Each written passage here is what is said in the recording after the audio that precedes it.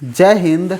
आप सभी का स्वागत है आपके अपने YouTube चैनल संभवम क्लासेस में। देखेंगे हम लोग बिहार बोर्ड के द्वारा मैट्रिक परीक्षा के 2025 के एग्ज़ाम में कौन कौन से मैथ से ऑब्जेक्टिव प्रश्न पूछ सकते हैं, कौन सा ऑब्जेक्टिव प्रश्न पूछ सकते हैं, उसी सब सवाल को हम लोग क्या कर रहे हैं, हल कर रहे हैं। और कौन सा सीरीज चल रहा है, प्रचंड सीरीज। कौन सा सीरीज, प्रचंड सीरीज। और ये कौन सा एपिसोड है, एपिसोड नंबर 2। कौन सा है, एपिसोड नंबर 2। देखेंगे जो भी इस सीरीज से अभी तक नहीं जुड़े हैं, कृपया वे जल्द से जल्द जुड़ जाए और इस सीरीज से लाभ उठाएं। तो देखेंगे इस सीरीज का, ठीक है, इस सीरीज का एपिसोड नंबर 2 का पहला सवाल कौन कौन कह रहा है, क्या कह रहा है पहला सवाल में। देखेंगे कहता है कि बिंदु 2,3 की मूल बिंदु से दूरी ज्ञात करें। कुछ ज्ञात करें, मूल बिंदु से दूरी ज्ञात करें। देखेंगे ये निर्देशांक ज्यामिति का, देखेंगे ये हमारा हो गया एक्स अक्ष और ये हो गया हमारा वाई अक्ष। मान लीजिए 2,3, मान लीजिए यहाँ पर बिंदु है 2,3, ये मूल बिंदु से यहाँ तक की दूरी ज्ञात करना है। तो मूल बिंदु की दूरी ज्ञात करने के लिए सूत्र डायरेक्ट होता है कौची, x² + y² पर अंडर रूट। ये डायरेक्ट सूत्र होते हैं ज्ञात करने के लिए। तो देखेंगे ज्ञात, यहाँ पर जब मूल बिंदु बोल दिया तो इसका निर्देशांक कौची होगा 0,0 और ये 2,3, इसको a बिंदु मान लेंगे, इसे b बिंदु। तो ab की दूरी ज्ञात करेंगे तो यही आएगा x² + y² का ही मान आएगा। तो देखते हैं x, इसको x1 मान लेते हैं और इसको y, ठीक है, इसे x मान लेते हैं और इसको कौची मान लेंगे y। तो x का मान कितना 2, तो ये 2 का स्क्वायर हो जाएगा प्लस y का मान कितना है 3, तो ये 3 का स्क्वायर पर अंडर रूट। तो ये 2 दूना 4 और ये 3 थिया 9 पर अंडर रूट, तो 9 4 13, अंडर रूट कितना आ गया 13। तो ऑप्शन नंबर कौन सा हो जाएगा, option number C is correct answer. तो ये ऑप्शन नंबर कौन सा 3 हो जाएगा, सही आंसर इसका हो जाएगा। तो देखते हैं इसका अगले सवाल की ओर। तो देखते हैं अगला सवाल में क्या कह रहा है। कहता है कि 2 लगातार संख्याओं का मौसो है। 2 लगातार संख्या लगातार पूछा है तो हम क्या लिख सकते हैं, 1 और 2 भी लिख सकते हैं, 3 और 4 भी लिख सकते हैं, 2 और 3 भी लिख सकते हैं। लगातार पूछा है कि 2 लगातार संख्याओं का मौसो है। मौसो यानी कि महत्तम स्वर्धक निकालना है। जैसे कि हमने 3 और 4 ले लिए, 3 और 4 का अगर हमें मौसो निकालना है तो 3 एका 3 1 और यहाँ पर 3, 1 से 3 भाग देंगे 3 बार में, शेषफल 0। और जब तक शेषफल 0 नहीं आएगा तब तक इसको हम कोची करते हैं, कटाते रहते हैं। तो कोई भी संख्या लेंगे उसका लगातार अगर हमें मौसो निकालना है तो उसका मौसो कितना होगा, 1 होगा। कितना होगा 1। तो ऑप्शन नंबर कौन सा, बी इज करेक्ट आंसर। देखेंगे बोलिएगा कि 0 और 1 लेंगे, 0 और 1। अच्छा 0 और 1 लेंगे तो 0 से किसी भी संख्या में भाग दे सकते हैं, नहीं, क्योंकि इसका परिणाम कुछ हो जाता है, अपरिभाषित होता है। कुछ होता है, लगातार पूछा तो ये कुछ हो गया अपरिभाषित। इसका ऑप्शन नंबर कौन सा हो जाएगा, बी इज करेक्ट आंसर। देखते हैं अगला सवाल। कहता है कि सेक स्क्वायर 60 डिग्री -1 का मान है। अब देखो मान लीजिए कि ये सेक 60 डिग्री है, स्क्वायर सपोजिटेड मान लीजिए अभी नहीं है, सेक SEC सेक 60 डिग्री है। अच्छा ये जो सेक होता है ये किसका उल्टा होता है, कॉस का। किसका उल्टा होता है, कॉस का। अच्छा कॉस 60 डिग्री का मान कितना होता है, कॉस 60 डिग्री का मान होता है 1/2। कितना होता है, 1/2। और इसी को उल्टा देंगे तो किसका मान निकल जाएगा, सेक 60 का मान। किसका मान, सेक 60 का मान। तो सेक 60 का मान आ गया कितना, 2। कितना आ गया 2। इस पर स्क्वायर है तो ये 2 का स्क्वायर हो जाएगा। अब माइनस का कितना है 1, तो 2 दूना 4 - 1 बराबर का कितना आ गया 3। कितना आ गया 3। तो ऑप्शन नंबर कौन सा हो जाएगा, B is correct answer. Option number कौन सा हो जाएगा, बी नंबर सही आंसर हमारा हो जाएगा। तो देखते हैं अब अगला सवाल क्या कह रहा है।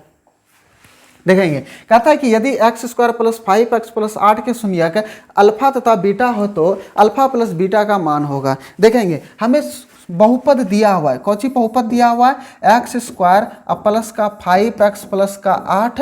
देखेंगे ये बहुपद दिया हुआ है, हमें चाहिए अल्फा प्लस बीटा का मान। अल्फा प्लस बीटा बराबर सूत्र कौची होता है, -b/a। अगर हमें बोलता कि अल्फा इंटू बीटा बराबर, यानी कि 2 शून्यंकों का गुणनफल बराबर पूछता, तब ये क्या होता है c/a। कौची होता है c/a।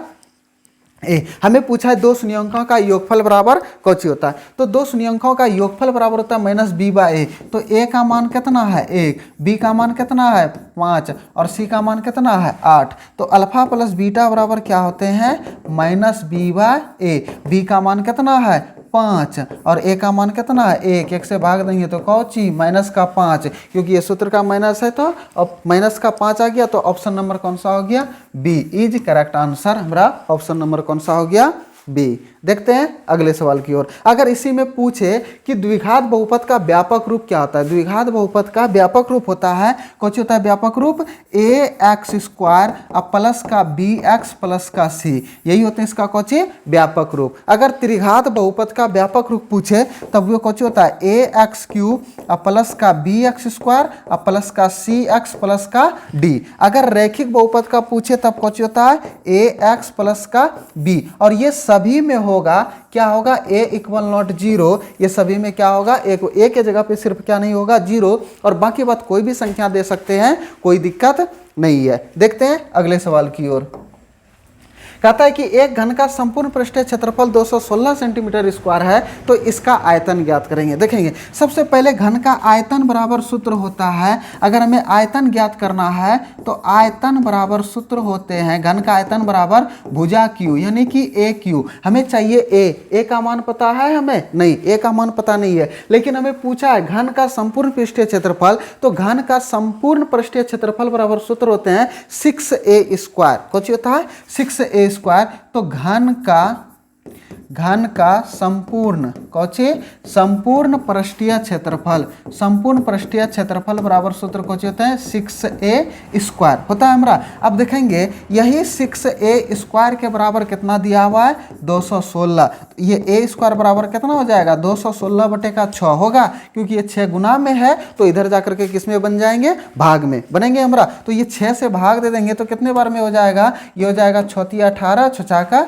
36, ये स्क्वायर है तो इधर जाकर के किस में रूट में 36, तो a का 36 का वर्गमूल कितना 6, a का मान पता चल गया कितना आ गया 6। तो अब तो हम इसका आयतन ज्ञात कर सकते हैं, तो आयतन बराबर कौची होता है भुजा क्यू यानी कि a क्यू, a का मान कितना है 6, 6 पे पावर कितना 3, तो 6 को 3 बार गुना करेंगे 6 का 36, 36 से क्या 216, कितना आ गया 216। अब देखते हैं ऑप्शन में कौन सा है, ऑप्शन नंबर कौन सा दिख रहा है डी, ऑप्शन नंबर कौन सा डी। तो घन का आयतन इसका कितना निकल गया आयतन 216 सेंटीमीटर क्यूब। देखते हैं अगले सवाल की ओर।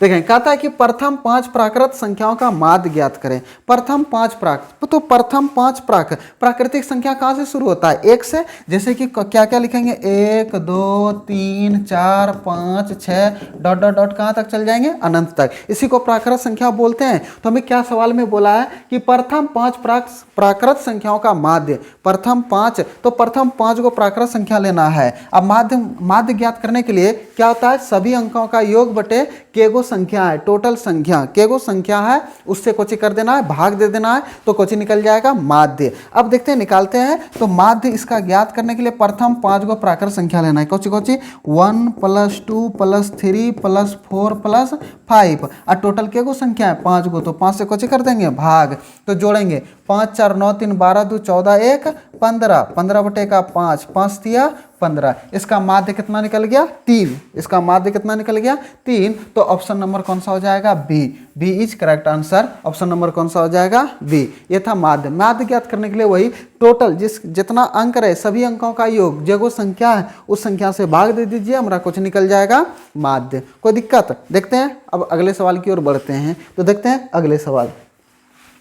कहता है कि माध्यक का 3 गुना और माध्य का 2 गुना, ठीक है माध्यक का 3 गुना यहाँ पे लिख देते हैं, माध्यक का क्या गुना 3 गुना, क्या गुना 3 गुना, और माध्य का 2 गुना, माध्य का 2 गुना, क्या गुना 2 गुना, ठीक है माध्य का 2 गुना का अंतर है, अंतर मतलब कौन सी घटाओ, तो इसके बराबर क्या होगा वही बताना है। तो माध्य का 3 गुना यानी कि 3 माध्यक माइनस 2 माध्य अब बराबर का कौची होता है बहुलक, कौची होता है बहुलक। तो ऑप्शन नंबर कौन सा हो जाएगा हमारा, option number C is correct answer, option number C is correct answer. कोई दिक्कत यहाँ तक में। देखते हैं अगले सवाल की ओर बढ़ते हैं।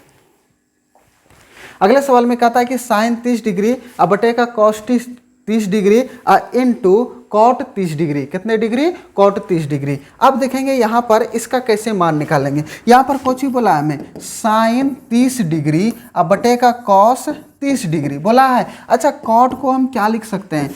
कॉट थीटा बराबर लिख सकते हैं कॉस थीटा अब बटे का कौची साइन थीटा। और टेन थीटा को हम क्या लिखते थे? ये लिखते थे साइन थीटा अब बटे का कौची कॉस थीटा लिखते थे हम। देखेंगे कॉट सी है तो ऊपर में सी रख देंगे, टेन है तो टेन के बाद टी के बाद कौची होता है एस, एस और टी होता है कि नहीं, तो सीधा में लिख देते हैं, यही होता है इसका। देखेंगे तो ये कॉट 30 डिग्री, क्योंकि थीटा का मान बराबर है तो कॉट 30 डिग्री को क्या लिख सकते हैं? कॉस 30 डिग्री अब बटे का ये कितना साइन 30 डिग्री। देखेंगे ये साइन नीचे और ये ऊपर, ये नीचे और ये ऊपर दोनों बराबर है, कट गया तो कुछ नहीं बचल, तो कौची बचल एक, कौची बचल एक। तो ऑप्शन नंबर कौन सा हो जाएगा? D is correct answer. और इसको मान रख करके भी बनाइएगा तो यही आंसर आएंगे। देखते हैं अगले सवाल की ओर।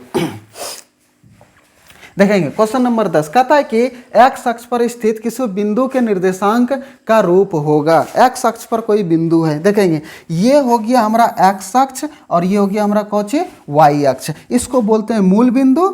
ये हो गया हमारा कौची कटान बिंदु को बोलते हैं मूल बिंदु, जो कि इसका निर्देशांक 0, कौची होता है 0। ये हो गया हमारा एक्स अक्ष, ये हमारा क्या कौची हो गया एक्स अक्ष, और ये कौची हो गया हमारा वाई अक्ष, कौची हो गया वाई अक्ष। इसको हम कौची बोलते हैं भुज, और इसको क्या बोलते हैं कोटि। क्या बोलते हैं? कोटि। ठीक है, तो देखते हैं कहता है कि एक्स अक्ष पर बिंदु है, ये हमारा यहाँ पर एक्स अक्ष पर बिंदु है। ठीक है, मान लीजिए कहीं पर भी बिंदु, जैसे यहाँ पर बिंदु है, मान लीजिए यहाँ पर बिंदु है। अच्छा एक्स पे तो ये कुछ ना कुछ चला कि नहीं, एक्स पे कुछ ना कुछ चला तो कुछ ना कुछ चला। मान लीजिए एक्स दूरी दिया ज्ञात क्या होगा, और वाई पे ना ही ऊपर गया और ना ही नीचे कुछ गया, तो इस स्थिति में वहाँ का निर्देशांक कौची हो जाएगा 0, कौची हो जाएगा 0। तो इसका अगर एक्स अक्ष पर किसी बिंदु के निर्देशांक का रूप होगा तो वो क्या होगा x,0, x,0। तो ऑप्शन नंबर कौन सा? ए। ऑप्शन नंबर कौन सा? ए। अगर हमें y अक्ष पर पूछता तो ये कौची हो जाता 0,y हो जाता। जिस बिंदु पर पूछे कि x अक्ष पर है तो x का कुछ ना कुछ मान होगा, लेकिन उसमें y का निर्देशांक कौची हो जाता है 0। अगर y बिंदु पर कोई y अक्ष पर बिंदु है तो y का मान कुछ ना कुछ होता है, उस पर क्या होता है x के जगह पे क्या हो जाता है 0, x का निर्देशांक क्या हो जाता है 0। कोई दिक्कत? तो देखते हैं अब अगले सवाल की ओर बढ़ते हैं। देखेंगे कहता है कि समांतर श्रेणी 3, 7, 11 डॉट डॉट डॉट का 14वां पद ज्ञात करें। देखेंगे इसी तरह से लिखते जाएंगे 3, 7, 11 डॉट डॉट डॉट। ठीक है, इसी तरह से बढ़ते जाएंगे। टोटल के वो पद में लिखना है 14वां पद। कितने पद टोटल इसमें होगा? 14वां पद। टोटल इसमें पदों की संख्या कितना हो जाएगा? 14। पदों की संख्या क्या हो जाएगा? 14। तो पूछ रहा है कि 14वां पद क्या होगा, जैसे कि ये पहला पद, ये दूसरा, ये तीसरा, चौथा, पांचवा, छठा। तो ये इसी तरह से करते करते 14वें पद पे कितना मान आएगा, यानी कि हमें क्या निकालना है an। क्या निकालना है? n, an। तो an ज्ञात करने के लिए हमें क्या क्या चाहिए?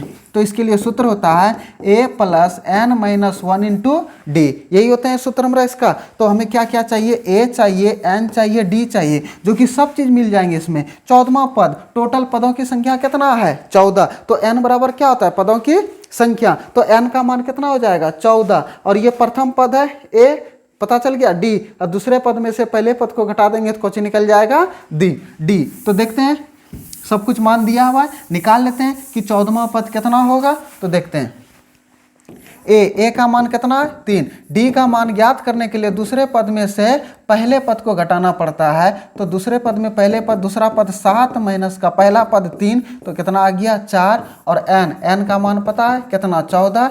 an का मान ज्ञात करना है, an बराबर वाट। तो an ज्ञात करने के लिए सूत्र होता है हमारा, तो an बराबर a plus n minus 1 into D. तो an केमा पद 14वां पद, तो a 14 बराबर a का मान कितना 3, n का मान कितना 14 माइनस 1, और d का मान कितना निकला है 4। तो देखेंगे कि a 14 बराबर 3 अब प्लस 14 में गले कितना 13, 13 गुना 4। तो a 14 बराबर कितना हो जाएगा 3 प्लस 13 चक्की 52। तो a 14 बराबर कितना हो जाएगा 52, और 3 को जोड़ेंगे तो कितना ये 55 होगा हमारा, कितना होगा 55। तो देखते हैं कौन सा ऑप्शन में है। Option number B is correct answer. Option number कौन सा हो जाएगा?